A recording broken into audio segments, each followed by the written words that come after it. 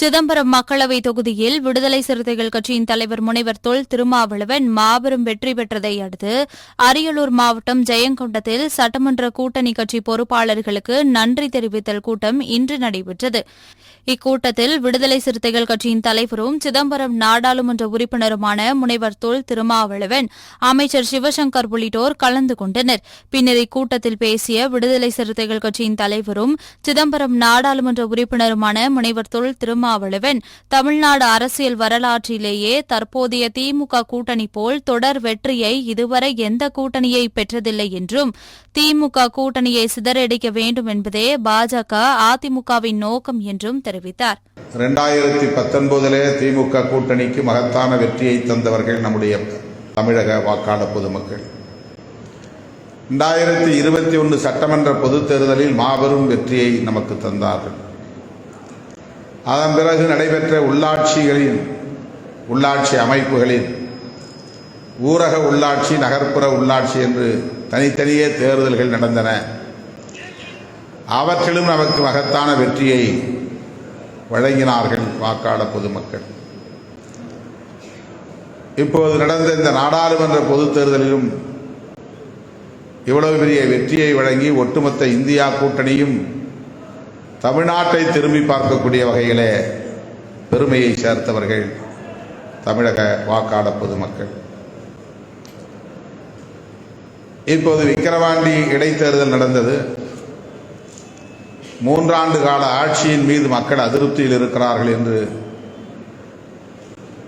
எதிர்க்கட்சிகளை சார்ந்த ஒவ்வொருவரும் கடுமையான பிரச்சாரங்களை மேற்கொண்டார்கள். அதிமுக போட்டியிலிருந்து விலகிக் கொண்டது. நேரடியாக பாமகவுக்கு ஆதரவு என்று சொல்ல முடியாமல் மறைமுகமாக அந்த ஆதரவை அவர்கள் வழங்கினார்கள். எதிர்க்கட்சிகள் முன்வைத்த அத்தனை கடுமையான விமர்சனங்களையும் தாண்டி, அவதூறுகளையும் தாண்டி இடைத்தேர்தலில் மக்கள் 67,757 வாக்குகள் வித்தியாசத்திலே திமுக வேட்பாளரை வெற்றி பெற வைத்திருக்கிறார்கள். இந்தியா முழுவதும் 13 இடங்களிலே இடைத்தேர்தல்கள் நடந்தன. தமிழ்நாடு உட்பட அதில் 11 இடங்கள், தமிழ்நாடு இல்லாமல் 10 இடங்கள் இந்தியா கூட்டணி வேட்பாளர்கள் தான் வெற்றி பெற்றிருக்கிறார்கள் என்பது மகிழ்ச்சியான ஒரு செய்தி. ஆகவே இந்தியா கூட்டணியை மக்கள் ஏற்றுக்கொண்டார்கள். இந்த கூட்டணியை ஆட்சியில் அமர்த்த வேண்டும் என்று விரும்புகிறார்கள். அதற்கு ஒரு அளவுகோல் தமிழ்நாட்டில் 100க்கு 100 வெற்றியை மக்கள் வழங்கியிருப்பது. இந்த கூட்டணியில் இடம்பெற்றுள்ள எந்த கட்சியும் அந்தந்த மாநிலங்களில் 100க்கு 100 வெற்றி பெறவில்லை.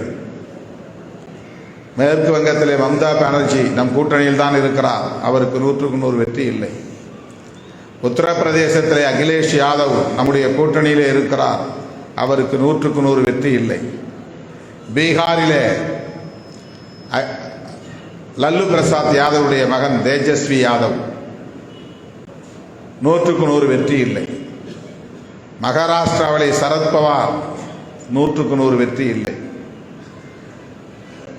கேரளாவிலே காங்கிரஸ் பல இடங்களில் வெற்றி பெற்றிருக்கிறது, 100க்கு 100 வெற்றி இல்லை. இப்படி சொல்லிக்கொண்டே போகலாம். ஆனால் தமிழ்நாட்டில் இந்தியா கூட்டணியில் திமுக கூட்டணி 100க்கு 100 வெற்றி. வட இந்திய நாடாளுமன்ற உறுப்பினர்கள் எல்லாம் எப்படி உங்கள் மாநிலத்தில் இதை சாதிக்க முடிகிறது என்று கேட்கிறார்கள். அதிலும் தமிழக அரசியல் வரலாற்றில் ஒரு கூட்டணி இப்படி தொடர் வெற்றியை இதுவரையில் சந்தித்ததில்லை. அண்ணா காலத்திலும் சரி, கலைஞர் காலத்திலும் சரி, எம்ஜிஆர் காலத்திலும் சரி, ஜெயலலிதா காலத்திலும் சரி, அவர்கள் எல்லாம் ஆங்கிலத்திலே கரிஸ்மாட்டிக் லீடர் என்று சொல்வார்கள். கவர்ச்சி நிறைந்த தலைவர்கள், காரணம் தெரியாது, எனக்கு கலைஞரை பிடிக்கும். காரணம் தெரியாது, எனக்கு எம்ஜிஆரை பிடிக்கும். கொள்கையால் பிடிக்குமா? இல்லை, எம்ஜிஆர் எனக்கு பிடிக்கும், ஜெயலலிதா அம்மாவை பிடிக்கும் அப்படின்னு காரணம் தெரியாமல் பிடிக்கும். அப்படிப்பட்ட தலைவர்கள் தான் கவர்ச்சி தலைவர்கள், கரிஸ்மாட்டிக் லீடர்ஸ். அப்படிப்பட்ட அந்த தலைவர்களின் காலத்திலே கூட 100க்கு 100 தொடர் வெற்றி ஒரு கூட்டணிக்கு கிடைத்ததில்லை. ஆனால் நம்முடைய தளபதி அண்ணன் ஸ்டாலின் அவர்களுடைய தலைமையிலே திராவிட முன்னேற்ற கழகம் தொடர் வெற்றியை பெற்று வருகிறது. தமிழ்நாட்டு அரசியல் வரலாற்றிலே இது மிக முக்கியமான பதிவுகள். இப்படிப்பட்ட இந்த மகத்தான வெற்றியை பெறுகிற களத்தில் விடுதலை சிறுத்தைகளும் அங்கம் வகிக்கிறது, முக்கிய பங்கு வகிக்கிறது என்பதிலே நான் பெருமைப்படுகிறேன், மகிழ்ச்சி அடைகிறேன். எனக்கு கிடைத்த வெற்றி என்பதை விட திமுக கூட்டணிக்கு கிடைத்த வெற்றி, இந்தியா கூட்டணிக்கு கிடைத்த வெற்றி, இந்தியா கூட்டணி முன்வைத்திருக்கிற நிலைப்பாட்டுக்கு கிடைத்திருக்கிற வெற்றி என்று எண்ணி நான் பெருமைப்படுகிறேன். பிஜேபியோடு கைகோர்த்து நிற்கிற அவர்களின் கூட்டணி கட்சிகளுக்கு, அதிமுகவுக்கு இந்த கூட்டணியை எப்படியாவது சிதறடித்து விட வேண்டும். இவங்க ஒன்னா இருக்கிறதுனால தானே இவ்வளவு பெரிய ஸ்ட்ரென்த். அதற்கு பல முயற்சிகளை மேற்கொள்கிறார்கள். என்னை குறிவைத்து தாக்குகிறார்கள். தலித் மக்களுக்கு எதிராக திருமாவளவன் திமுகவோடு நிற்கிறார். வேங்கை வயலிலே பிரச்சனை தீர்வு இல்லை. கள்ளச்சாராய சாவுகள், கள்ளக்குறிச்சியிலே பெரும்பான்மையான தலித்துகள் சாவு, தலித் தலைவர்களுக்கு பாதுகாப்பு இல்லை. இதுவெல்லாம் இன்றைக்கு எதற்காக பேசுகிறார்கள் என்று சொன்னால், திமுக கூட்டணியிலே சலசலப்பை ஏற்படுத்த வேண்டும், பலவீனத்தை ஏற்படுத்த வேண்டும். விடுதலை சிறுத்தைகளுக்கு தேர்தல் அரசியலில் 25 ஆண்டு கால அனுபவம் இருக்கிறது.